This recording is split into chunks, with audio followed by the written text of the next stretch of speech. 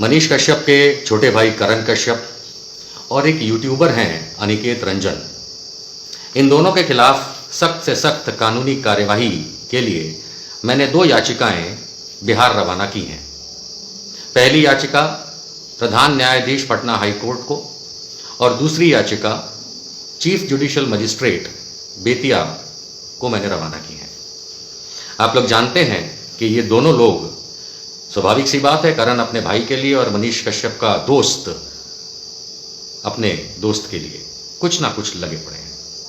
लेकिन तकलीफ ये है कि कोर्ट की कार्यवाही, न्याय संगत बात, संविधान, कोर्ट प्रक्रिया और न्यायिक प्रक्रिया को गलत तरीके से तोड़ मरोड़ के और खराब तरीके से बताने का फल तो मिलना ही चाहिए, क्योंकि या तो आप सच्चाई बयान करें और लोगों तक पहुंचाएं तो समझ में आता है, लेकिन यदि आप गलत सलत बकना शुरू कर देंगे तो न्यायिक प्रक्रिया आपको नहीं छोड़ेगी। आइए पहले सुनिए अनिकेत रंजन को।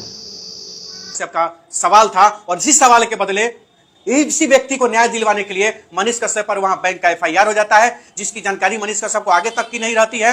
और नतीजा यह होता है कि अंत समय जब उसका समय आता है तो वही केस, वही सामाजिक सेवा, वही समाज के लिए जीने मरने का जज्बा मनीष कश्यप के गले की हड्डी बन गई और उसी में मनीष कश्यप के घर की कुर्की जब्ती कर ली जाती है। आनन फानन में उन पर दबाव डाल दिया जाता है और जिस घर की कुर्की जब्ती की जाती है उस घर में मनीष कश्यप का एक चम्मच नहीं था, उनके चाचा का अरदार का पर्दार का सारा चीज उठा के लेके जाया जाता है। मैं यही पूछना चाहता हूं। सुना आपने, ये व्यक्ति आपसे ये कह रहा है और जाने कितने लाखों लोगों तक इसका वीडियो पहुंचा है, जिसका लिंक और डाउनलोड की कॉपी मैंने दोनों याचिकाओं में सम्मिलित की हैं। ये व्यक्ति ये कह रहा है कि मनीष कश्यप को इस मामले में, ये जो बैंक वाला मामला है, स्टेट बैंक ऑफ इंडिया वाला मामला, इसमें उसको पता ही नहीं था, कुछ पता ही नहीं था कब एफआईआर हो गई, कब उस पर मामला चल गया, कब कुर्की के ऑर्डर निकल गए वगैरह। ये इनका कहना है अनिकेत रंजन जी का कि मनीष कश्यप को कुछ पता ही नहीं था इस मामले के बारे में और कुर्की हो गई। यानी वो जो पब्लिक में सहानुभूति ये खींचने की कोशिश कर रहे हैं, आइए इसको न्यायिक ढंग से समझने की भी जरा कोशिश करें। ये जो मामला स्टेट बैंक ऑफ इंडिया वाला मनीष कश्यप के खिलाफ है वो है अपराध संख्या यानी एफआईआर नंबर 193 2021 की, जिसका पंजीकरण हुआ था 6 अप्रैल 2021 को मझौलिया थाना में।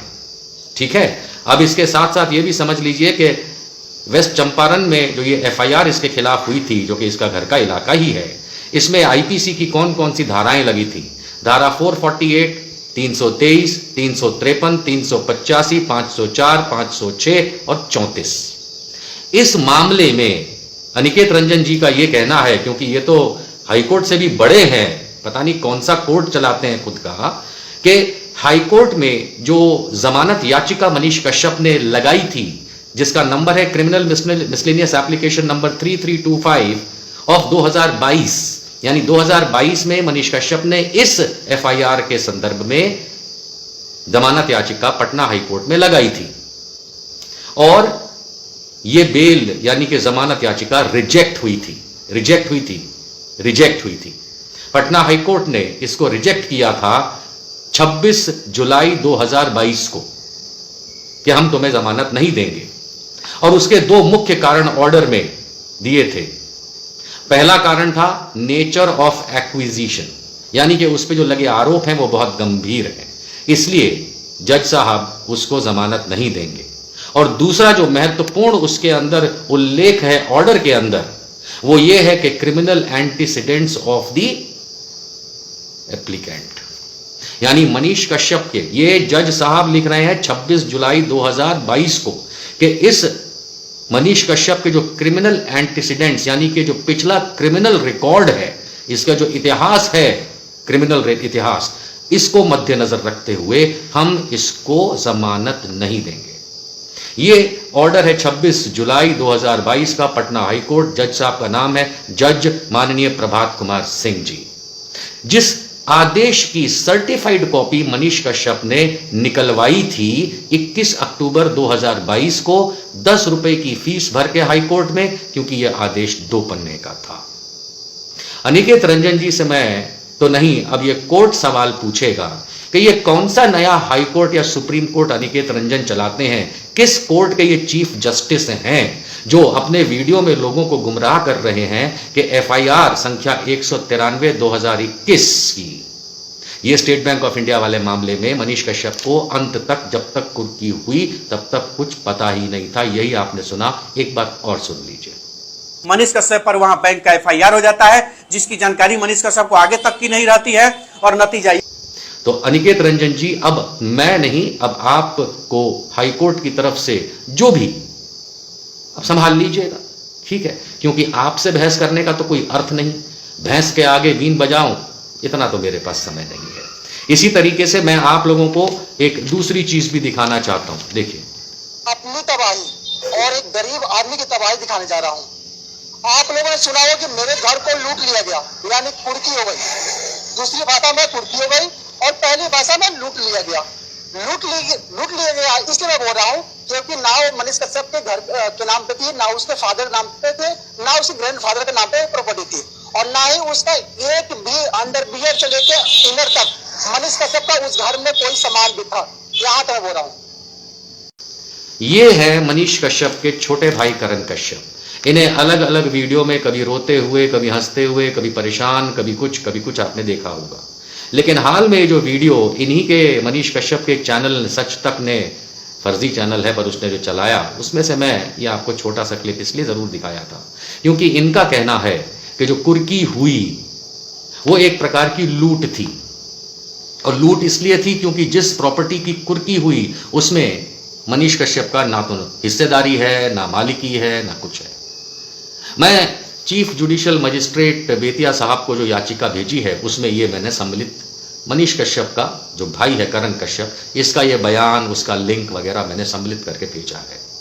क्योंकि याद रहे कि कुर्की के आदेश पुलिस मंत्री संतरी नहीं देते हैं, अटैचमेंट का यानी कि कुर्की के आदेश कोर्ट देता है। तो या तो करण कश्यप अब अपने आप को न्यायालय से ऊपर समझने लगे हैं, संविधान से ऊपर समझने लगे हैं, भारत के न्यायपालिका पे उनको तो वैसे भी भरोसा दिखता ही नहीं है, उनसे बड़ा समझने लगे हैं, और करण कश्यप इसीलिए कह रहे हैं कि कुर्की जो हुई है वो लूट है। महाराज करण कश्यप जी, जिस प्रॉपर्टी की कुर्की की आप बात कर रहे हैं वो कुर्की हुई है मार्च 2023 में। ठीक, आपको कुर्की के नियम ही नहीं पता है। अगर आपको पता होते, या जिसकी प्रॉपर्टी आप कह रहे हैं पता नहीं किस चाचा भतीजा ताऊ की जमीन है वो या मकान है और इसमें मनीष का कोई रोल नहीं है, ना हिस्सा है, या उसकी प्रॉपर्टी नहीं है, तो जिसका है उसने ऑब्जेक्शन क्यों नहीं लिया? It is called objector. अगर कुर्की होती, कुर्की ऐसे नहीं होती कि रात को सपना आया और सुबह कुर्की हो गई, एक लंबी प्रोसेस है। और ये लंबी प्रोसेस के अंदर आप लोग याद रखिए कि जिस मामले में कुर्की हो रही है या हुई है रादर, अगर उसमें गलत कुर्की हुई है, तो उदाहरण के तौर पे अगर मेरी जमीन कुर्क कर ली गई जबकि अपराध किसी और का था, तो मैं उसको छुड़ाने के लिए फौरन अपना वकील भेज दूंगा। भाई एक दिन में नहीं भेजूंगा, एक हफ्ते में भेजूंगा, 2 हफ्ते में भेजूंगा, 3 हफ्ते में भेजूंगा, 1 महीने में भेजूंगा। अगर जैसे रो रहे हैं कि वहां चम्मच भी नहीं है, पानी भी नहीं है, कुछ भी नहीं है, कुर्क हो गया है, तो कोई ऐसे तो बाहर सड़क पे रहेगा नहीं। अगर गलत कुर्की हुई है तो इसमें समझने वाली बात दोस्तों ये है कि यदि ये किसी और की प्रॉपर्टी होती तो मार्च में कुर्क हुई है, अप्रैल 2023 निकल गया, मई 2023 निकल गया, जून का आधा जून निकल गया 23 का, 2.5 महीने से ऊपर हो चुका है इस बात को। जिसकी जमीन है, अगर मान लेते हैं किसी और की है, तो उसने जाकर के इसका ऑब्जेक्शन क्यों नहीं फाइल किया और छुड़ा लेता? इतने वकीलों की हम कहानी सुनते रहते हैं मनीष कश्यप के फेवर करने वालों की, खास करके वेस्ट चंपारण से, बिहार से और इवन दिल्ली से। भाई उनको जाके छुड़वा लेना चाहिए था। नहीं, ऐसा एप्लीकेशन ही नहीं किया गया है करण कश्यप जी। तो आपने जो ये लूट शब्द का इस्तेमाल किया, यानी कि आपने कोर्ट की अवमानना की है। आपने बेतिया कोर्ट का जो ऑर्डर है कुर्की का, उसकी अवमानना की है और आपने इसको लूट बताया है, यानी कि आपका कहना यह है कि कोर्ट ने लूट की है।